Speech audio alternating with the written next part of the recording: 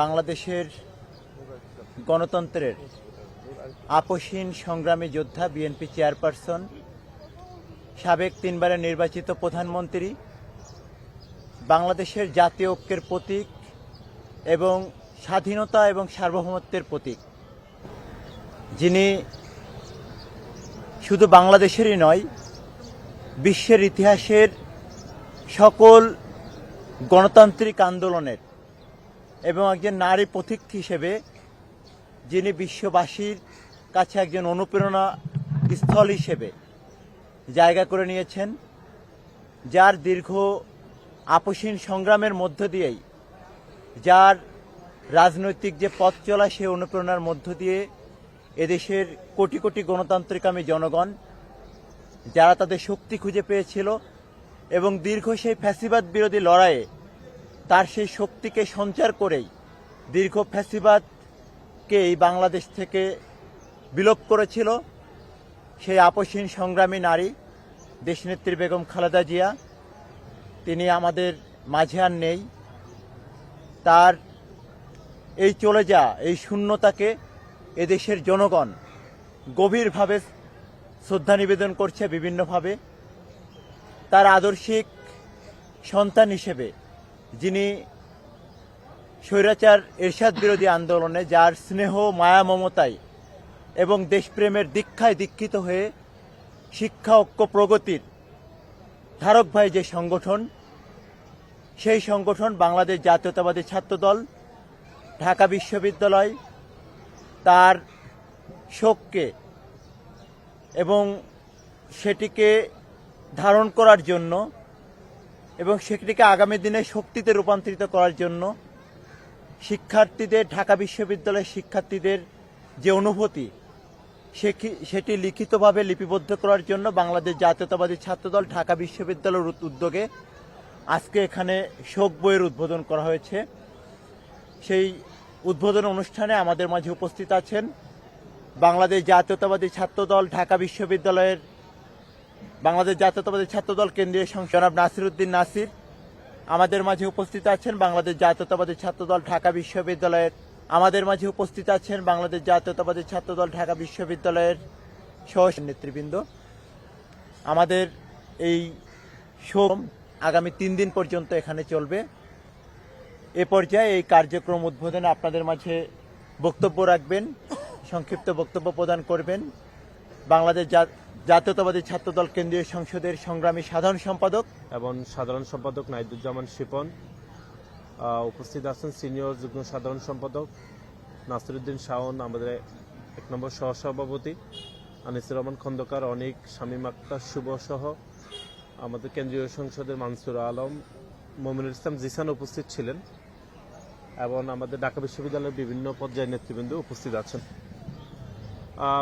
আপনারা ইতিমধ্যে সকলেই জানেন যে আমাদের দলের চেয়ারপারসন, সাবেক সফল প্রধানমন্ত্রী, যিনি বাংলাদেশের 4 দশকের বেশি সময় ধরে বাংলাদেশের গণতান্ত্রিক রাজনীতিতে যিনি নেতৃত্ব দিয়েছেন এবং সরকার পরিচালনা করেছেন 3 বার, এবং দীর্ঘ সময় ধরে তিনি গণতান্ত্রিক আন্দোলনে আসলে বেশি নেতৃত্ব দিয়েছেন। তিনি গত 30শে ডিসেম্বর দুনিয়া থেকে তিনি চলে গিয়েছেন। বাংলাদেশ জাতীয়তাবাদী ছাত্রদলের সমস্ত নেতাকর্মীরা গভীরভাবে শোকাহত, এবং যেহেতু গত 2 দিন ক্যাম্পাস বন্ধ ছিল, আজকে বাংলাদেশ জাতীয়তাবাদী ছাত্রদলের উদ্যোগে ঢাকা বিশ্ববিদ্যালয়ের আজকে এখানে একটি শোক বই রাখা হয়েছে। এটি এই জন্যই রাখা হয়েছে যে দীর্ঘ আন্দোলন সংগ্রামের বাহিরে বাংলাদেশ জাতীয়তাবাদী দলের চেয়ারপারসন দেশনেত্রী বেগম খালেদা জিয়া বাংলাদেশের শিক্ষাঙ্গনে উনি অপরিসীম ভূমিকা রেখেছেন। বিশেষ করে নারী শিক্ষার্থীদেরকে আরও কিভাবে অগ্রসর করা যায় এবং দেশে বিদেশে নারী শিক্ষার যে অগ্রগতি, সেটি দেশনেত্রী বেগম খালেদা জিয়া দেখিয়েছেন। এটি শুধু বাংলাদেশে তিনি এটি করে দেখাননি, বরং বাংলাদেশ থেকে অনুপ্রাণিত হয়ে বিশ্বের অনেক দেশে নারী শিক্ষাকে আরও কিভাবে অগ্রসর করা যায় সেটি দেশনেত্রী বেগম খালেদা জিয়া দেখিয়েছেন। সুতরাং আমরা আজকে এখানে উপস্থিত হয়েছি দেশনেত্রী বেগম খালেদা জিয়ার প্রতি সাধারণ শিক্ষার্থীদের আসলে কীরকম অনুভূতি থাকে, তারা দেশনেত্রী বেগম খালেদা জিয়ার বিষয়ে তাদের চিন্তা ভাবনা অনুভূতিগুলো এখানে লিপিবদ্ধ করবেন, এটি আমরা নিশ্চয়ই বাংলাদেশ জাতীয়তাবাদী ছাত্রদল, ঢাকা বিশ্ববিদ্যালয়ের নেতৃবৃন্দ এই যে মন্তব্যগুলো, এগুলো বাংলাদেশের গণতান্ত্রিক আন্দোলন এবং একই সাথে দীর্ঘ 5 দশকেরও বেশি সময় ধরে বাংলাদেশ জাতীয়তাবাদী ছাত্রদল যে এক ধরনের ইতিবাচক রাজনীতি চলমান রেখেছে, সেটিকে আরো কিভাবে উন্নত করা যায়, আরো কিভাবে ইতিবাচক রাজনীতিকে আরো সাধারণ শিক্ষার্থীদের মধ্যে প্রাণ সঞ্চার করা যায়, সেজন্য এই মন্তব্যগুলোকে আমরা অত্যন্ত গুরুত্ব সহকারে আমরা লিপিবদ্ধ করব। এবং আমরা ইতিমধ্যে আপনারা সকলে অবগত আছেন যে বাংলাদেশের স্বাধীনতা, সার্বভৌমত্ব এবং বাংলাদেশের রাষ্ট্র পরিচালনা ক্ষেত্রে দেশনেত্রী বেগম খালেদা জিয়া যে আপোষহীন ভূমিকা পালন করেছেন, এর বাইরে আপনারা দেখেছেন যে পররাষ্ট্র নীতির ক্ষেত্রেও তিনি যে বাংলাদেশের সার্বভৌমত্ব যেন একদম উচ্চ মর্যাদায় থাকে, তিনি সেই অপরিসীম ভূমিকা পালন করেছেন। এবং পার্শ্ববর্তী একটি দেশ যে বাংলাদেশের প্রায় 3 অঞ্চল জুড়ে যে দেশটি এখনো পর্যন্ত আমাদের পাশে রয়েছে, সেই পার্শ্ববর্তী দেশ ভারতকে তিনি যেভাবে মোকাবেলা করেছেন, অর্থাৎ বাংলাদেশের জনগণকে মাথা উঁচু করে যেভাবে ভারতকে মোকাবেলা করতে হয়, সেটি আমাদেরকে দেশনেত্রী বেগম খালেদা জিয়া আমাদেরকে শিখিয়েছেন। সুতরাং সমতার ভিত্তিতে যে পররাষ্ট্র নীতি আগামীর যে কোনো সরকার গ্রহণ করবে, সেটি আমাদেরকে দেশনেত্রী বেগম খালেদা জিয়া শিখিয়ে গিয়েছেন। গত 2 দিন ধরে আপনারা দেখেছেন যে বাংলাদেশের একজন ক্রিকেটারকে যে তারা নিলামে নিয়েও তারা যে তাদের রাজনৈতিক হস্তক্ষেপে সে বাংলাদেশের ক্রিকেটার মুস্তাফিজকে আবারও দেশে ফেরত পাঠিয়েছেন।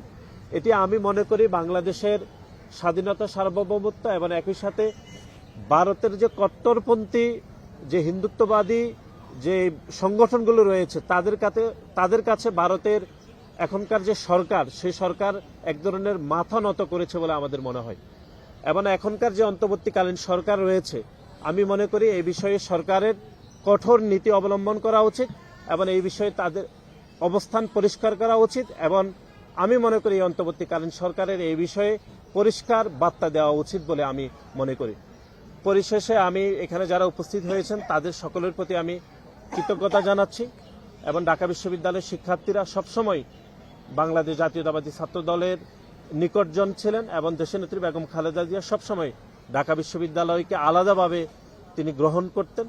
আমি বিশ্বাস করি ঢাকা বিশ্ববিদ্যালয়ের শিক্ষার্থীরা তাদের মন্তব্যগুলো দেশনেত্রী বেগম খালেদা জিয়ার বিষয়ে এখানে লিপিবদ্ধ করবেন, সেগুলো ভবিষ্যতে আমরা আমাদের দৈনন্দিন কাজে, আমাদের রাজনৈতিক, সামাজিক, অর্থনৈতিক এবং পররাষ্ট্র নীতির ক্ষেত্রে এগুলো আমরা লিপিবদ্ধ করতে পারবো। আপনাদের সকলকে আমি ধন্যবাদ জানাচ্ছি।